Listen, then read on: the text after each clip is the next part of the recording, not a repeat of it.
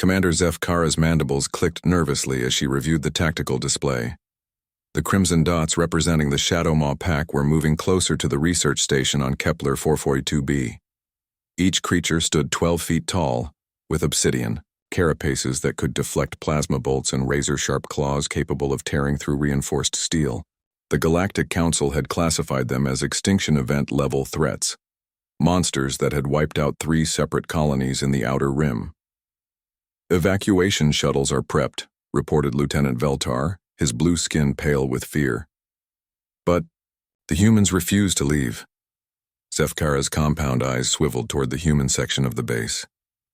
Of course they did. In her 40 years of military service, she had never encountered a species quite like humans. Where any rational being would flee from certain death, humans seemed to gravitate toward it with disturbing enthusiasm. Dr. Sarah Chen stood at the perimeter fence, watching the approaching pack through binoculars. Her research partner, Marcus Webb, was setting up what appeared to be a sound system. Neither wore combat armor or carried weapons. "Dr. Chen," Zefkara's voice crackled through the comm. "The evacuation window closes in 30 minutes. These creatures have eliminated entire battalions." Sarah lowered her binoculars and smiled, that peculiar human expression that somehow conveyed both confidence and mild insanity. "Commander, with respect, every species that encountered them tried to fight. Has anyone actually tried talking to them?"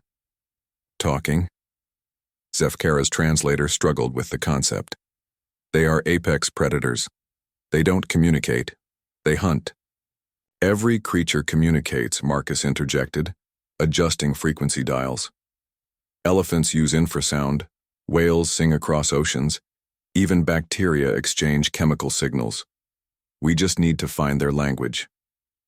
The Shadow Maws crested the ridge, their massive forms silhouetted against the binary sunset.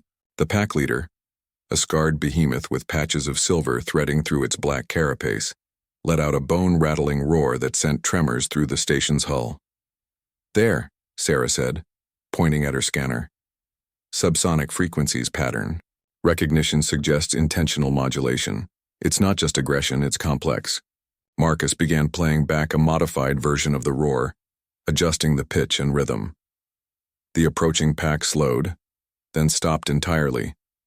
The leader tilted its massive head, studying the humans with eyes like molten amber. "They're listening," whispered Lieutenant Veltar. Sarah stepped forward, her movements slow and deliberate. She held up her hands, palms open, a gesture of peace that somehow transcended species barriers. The pack leader approached the fence, its breath fogging the reinforced polymer as it examined this small, fragile creature that dared to stand before it without fear. "Hello," Sarah said softly, both in standard and in the low-frequency tones Marcus had isolated. "I'm Sarah, what's your name?" The creature's response was a complex series of rumbles and clicks. Marcus's equipment captured every nuance, processing the sounds through linguistic analysis algorithms. Within minutes, patterns emerged, grammatical structures, emotional inflections, even what appeared to be individual identifiers. "His name roughly translates to Voidwalker who remembers stars," Marcus announced, "and he's asking why we smell like Fearjoy." "Fearjoy?" Zefkara demanded. Sarah laughed. "He can smell our adrenaline, but also our excitement. We're scared but fascinated. To him, that probably seems impossible."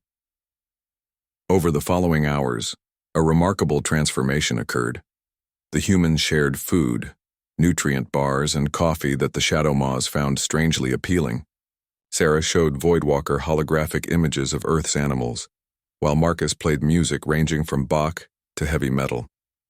The creatures responded with their own sounds, complex harmonies that spoke of endless hunts across starlit plains and the deep loneliness of apex predators. "They're nomads," Sarah explained to the assembled station crew. "They've been driven from world to world by species that see them as threats. The attacks on colonies? They were looking for suitable territory, not trying to kill. The violence only started when they were shot at." Zefkara struggled to process this information. "But they're dangerous, unpredictable." "So are humans," Marcus pointed out. But that doesn't make us monsters. The breakthrough came when young Shadow Maw, barely 8 feet tall, approached, the fence injured. Without hesitation, Sarah crawled through the barrier to examine a deep gash in its flank.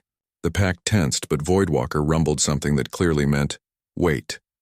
Using a combination of medical gel and gentle words, Sarah treated the wound while the massive predators watched in fascination. This concept, helping someone not of your pack expecting nothing in return, was apparently revolutionary to them. Compassion, Sarah murmured as she worked. It's not weakness. It's how we survive. 3 months later, Zefkara filed her report with growing amazement. The Shadow Maws had integrated into the research station's operations with startling efficiency. Their enhanced senses could detect mineral deposits and atmospheric anomalies that standard equipment missed. Their pack hunting strategies had been adapted into search and rescue protocols that saved lives across the sector. Voidwalker had learned enough standard to serve as ambassador between his people and the growing coalition of species willing to work with them. Other Shadow Maw packs, drawn by long-distance calls from the first group, arrived not as invaders but as refugees seeking the same acceptance. How did you know? Zefkara asked Sarah as they watched human children playing with Shadow Maw cubs in the station's expanded gardens. Sarah smiled that characteristic human smile. We didn't. But we've learned that the universe is full of monsters who just needed someone to listen. Bears, wolves, great white sharks. On Earth, we learned that the most dangerous predators often make the most loyal allies when treated with respect instead of fear. The commander's mandibles clicked thoughtfully. And if you had been wrong? Then we would have died trying something new instead of living with the same old failures, Marcus said, approaching with a Shadow Maw pup draped around his shoulders like a massive purring cat. That's very human of us. As the binary suns set over Kepler 442b, the research station hummed with the sounds of an unprecedented alliance. Shadow Maw hunting songs harmonized with human lullabies, while the galaxy's former monsters and its newest arrivals worked together to build something neither could have achieved alone. In the end, it wasn't superior firepower or advanced technology that bridged the gap between species. It was the uniquely human belief that every creature, no matter how fearsome, deserved a chance to be understood. And somehow, impossibly, they had made it work.